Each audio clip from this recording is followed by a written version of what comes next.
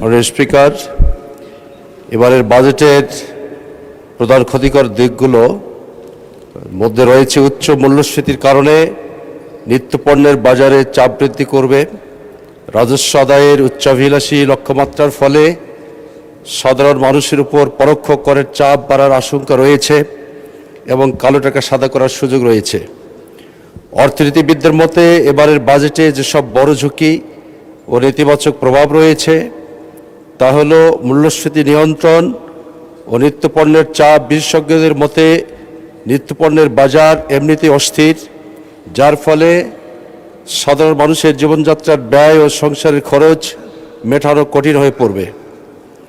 বড় ও দীর্ঘস্থায়ী ঘাটতি সুদের হার বাড়িয়ে দেয়, বিনিয়োগ কমিয়ে দেয় এবং এমন এক ঋণের বোঝা তৈরি করে যা সরকার এবং করদাতাদের পক্ষে বহন করা অত্যন্ত কঠিন হয়ে পড়ে।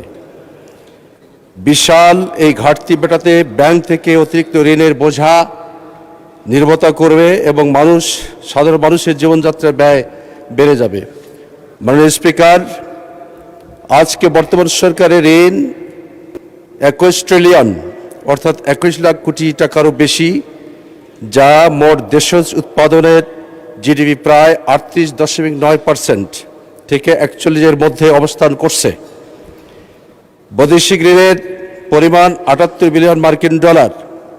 2026 সালের ফেব্রুয়ারি মাসের তথ্য অনুযায়ী বর্তমান সরকারের বৈদেশিক ঋণের পরিমাণ 7,806 কোটি টাকা মার্কিন ডলার, যা দেশের জনগণের কাঁধে বৈদেশিক ঋণের বোঝা বহন করতে হবে। মাননীয় স্পিকার, সেই সাথে একটু দৃষ্টি আকর্ষণ করে বলতে চাই, আমাদের এই পার্লামেন্টে বিভিন্ন জনকে দোষারোপ করে কথা বলা হয়। সেক্ষেত্রে আমি বলতে চাই, যেমন বলা হয়েছে যে জনাব ফখরুল ইসলাম যেমন ইসলাম নন, জামাতে ইসলামী ইসলাম নন, তাহলে অন্তত সরকার দেশের সকল ইবতেদায়ী মাদ্রাসা সরকারিকরণ করে প্রমাণ করুক যে তারা ইসলাম বান্ধব সরকার।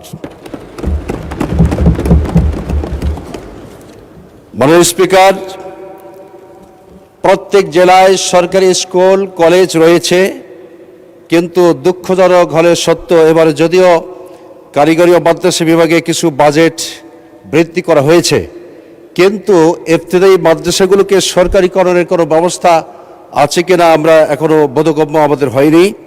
এবং আমরা আজকে এই মহান সংসদে দাঁড়িয়ে বলতে চাই, বাংলাদেশ মুসলিম অধ্যুষিত দেশ, এদেশের শতকরা 90 কিংবা 92% মুসলমান। এদেশের আর্থসামাজিক উন্নয়নে মুসলমানরা যে ভূমিকা রাখে, তাদের প্রাক প্রাথমিক হিসাবে নৈতিক মূল্যবোধ শিক্ষা দান করা হয়ে থাকে মাদ্রাসা শিক্ষা ব্যবস্থাপনা থেকে। সুতরাং প্রত্যেকটি উপজেলায় একটি করে মাদ্রাসাকে সরকারিকরণ করার আমি প্রস্তাবনা পেশ করছি।